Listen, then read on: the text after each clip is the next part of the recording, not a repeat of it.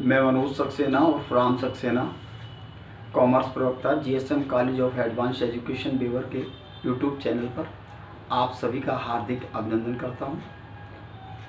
जैसा कि मैंने पिछले वीडियो में आपको भारतीय अनुबंध अधिनियम बताया था, आज मैं आपको बताने जा रहा हूं भारतीय वस्तु विक्रय अधिनियम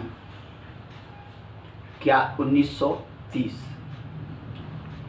तो सबसे पहले मैं इसका आपको सामान्य परिचय बता दूं कि है क्या। माल और चल वस्तुओं के विक्रय से संबंधित प्रावधान 1930 से पहले भारतीय अनुबंध अधिनियम 1872 की धाराएं 76 से लेके 123 तक दिए गए थे, किंतु 1930 में एक अलग नए अधिनियम का निर्माण किया गया, एक नए अधिनियम की रचना की गई और इस तरह से 76 से लेके 123 तक की धाराओं को भारतीय अनुबंध अधिनियम 1872 से अलग कर दिया गया। ये धाराएं हमारी 76 से 123 तक थी, उनको अलग कर दिया गया और एक नया भारतीय वस्तु विक्रय अधिनियम 1930 बनाया गया। यद्यपि इंग्लिश लॉ पर ही इसके भी प्रावधान आधारित हैं, लेकिन फिर भी व्यापार तथा व्यवसाय की आधुनिक प्रकृति को और विशेषताओं को विशेष महत्व दिया गया है। धारा 1 के अनुसार प्रस्तुत अधिनियम वस्तु विक्रय अधिनियम 1930 कहलाता है। प्रारंभ में इसका नाम भारतीय वस्तु विक्रय अधिनियम 1930 रखा गया था, लेकिन बाद में 1963 में भारतीय शब्द निकालकर केवल वस्तु विक्रय अधिनियम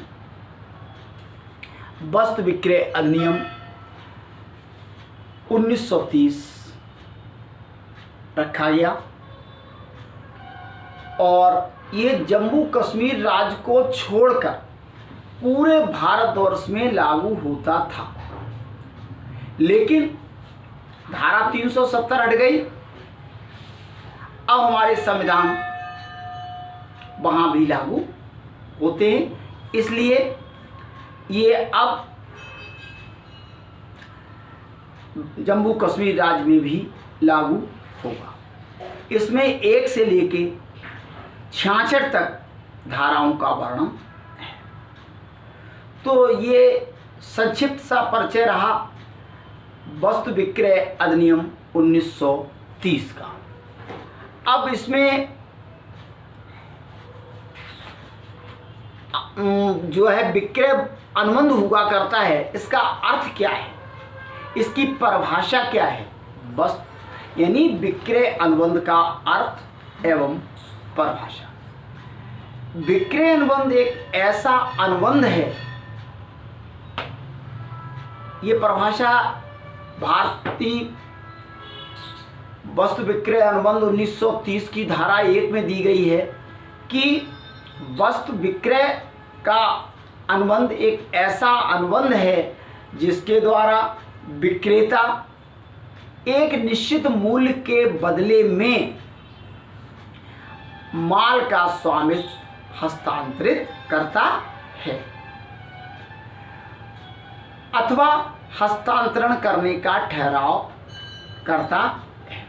ये परिभाषा वस्तु विक्रय अनुबंध अधिनियम में दी गई है। इस अधिनियम में धारा 4(1) के अनुसार, धारा 4 और सब सेक्शन 1 के अनुसार, तो जब कोई व्यक्ति किसी व्यक्ति को अपने माल के स्वामित्व का हस्तांतरण कुछ मूल्य लेने के प्रतिफल स्वरूप देता है तो उन दोनों के बीच में विक्रय अनुबंध हो जाता है, क्योंकि जैसे ही वो बदले में कुछ देगा स्वामित्व का हस्तांतरण स्वतः ही हो जाएगा। धारा 4(2) के अनुसार विक्रय का अनुबंध पूर्ण अथवा समग्र या शर्त युक्त अथवा सब प्रतिबंध हो सकता है। यानी कंट्रैक्ट ऑफ सेल में भी एब्सोल्यूट और कंडीशनल। ये कोई ज़रूरी नहीं है। जैसे कि सपोज करो किसी के पास 5 बीघा ज़मीन है, उसमें से अपना कुछ हिस्सा भी दे सकता है, पार्टली, अंशतः, जितना बदले में लेगा जितने का ठहराव करेगा। दूसरा, और हो सकता है पूरा भी आपको बेच दे।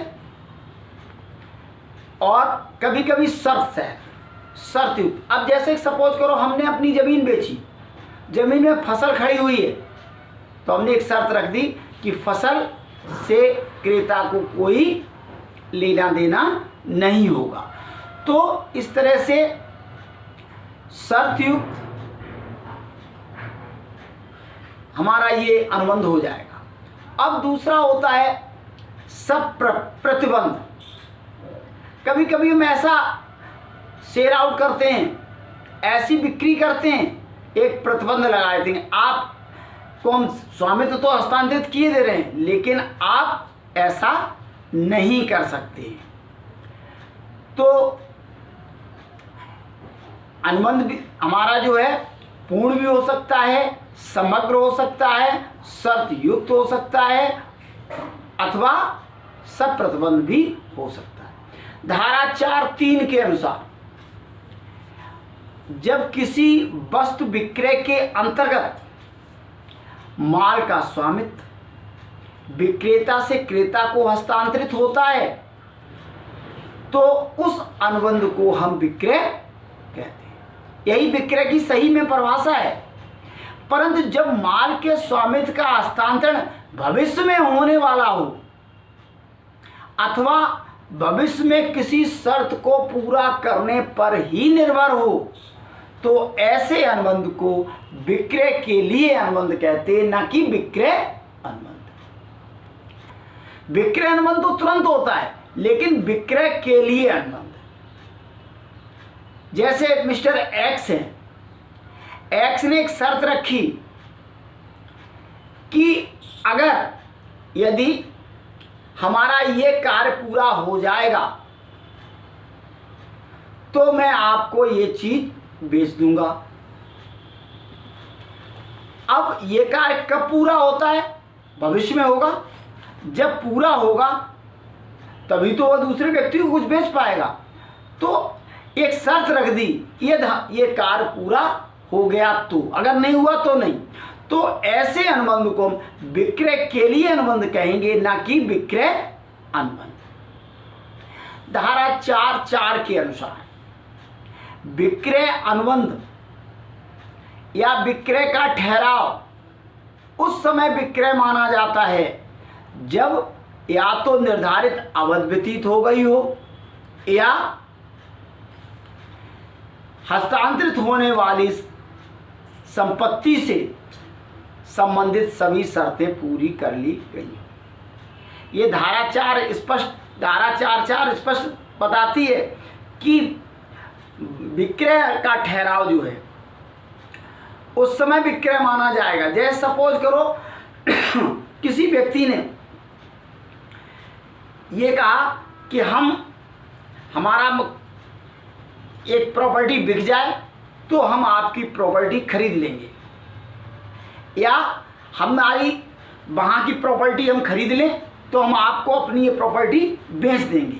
अब एक शर्त है, अगर वो शर्त उसने पूरी कर ली और उसके बाद उसने उसे बिक्री की तो ये विक्रय अनुबंध कहलाएगा, क्योंकि संबंधित शर्तें पूरी हो गई हैं। अब मैं आपको बताऊंगा विक्रय अनुबंध के आवश्यक लक्षण क्या होते हैं। यानी कैरेक्टरिस्टिक ऑफ सेल। आज मैं आपको बताई दे रहा हूं शॉर्ट में।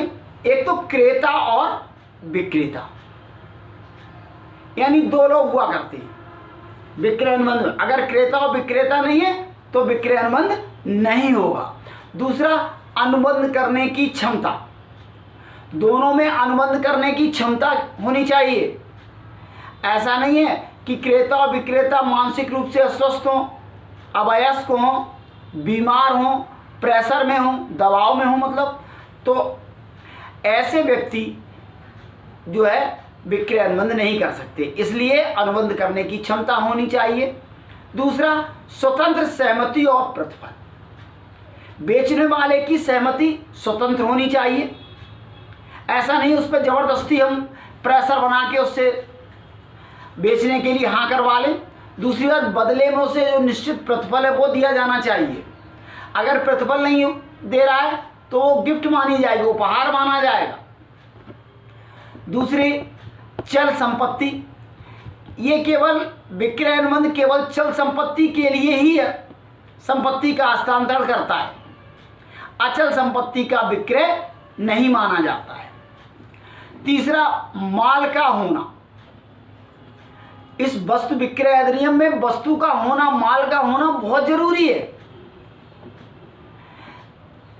जैसे ख्यात, कॉपीराइट, व्यापारिक चिन्ह, पेटेंट, पानी, गैस, विद्युत, सभी वस्तुएं ही सम्मिलित हैं। इसके बारे में आपको मैं आगे फिर बताऊंगा डीपली। दूसरा, मूल्य, अगला पॉइंट होता है मूल्य। तो माल का विक्रय सदैव मूल्य के बदले में किया जाता है। माल का जो हस्तांतरण होता है, मूल्य का हस्तांतरण, वो माल के बदले में किया जाता है। अगर माल नहीं है यानी गुड्स नहीं है और हम अगर बदले में उसका मूल्य नहीं दे रहे हैं तो ये अनुबंध का लक्षण नहीं है। दूसरा, वस्तु के स्वामित्व का हस्तांतरण, जैसे ही वस्तु विक्रय अनुबंध में ये आवश्यक लक्षण है, महत्वपूर्ण लक्षण है कि जब किसी भी विक्रय के अनुबंध के अंतर्गत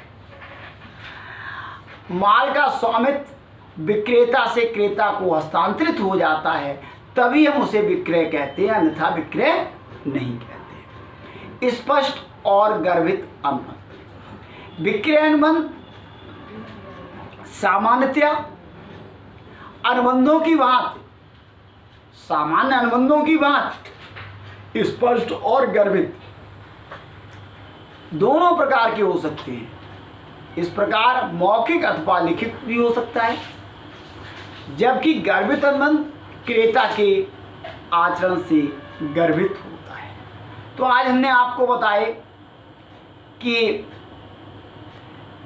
भारतीय वस्तु विक्रय अधिनियम क्या है, वस्तु विक्रय अधिनियम के अंतर्गत विक्रय अनुबंध का क्या अर्थ और परिभाषा है और इसके आवश्यक लक्षण क्या हैं।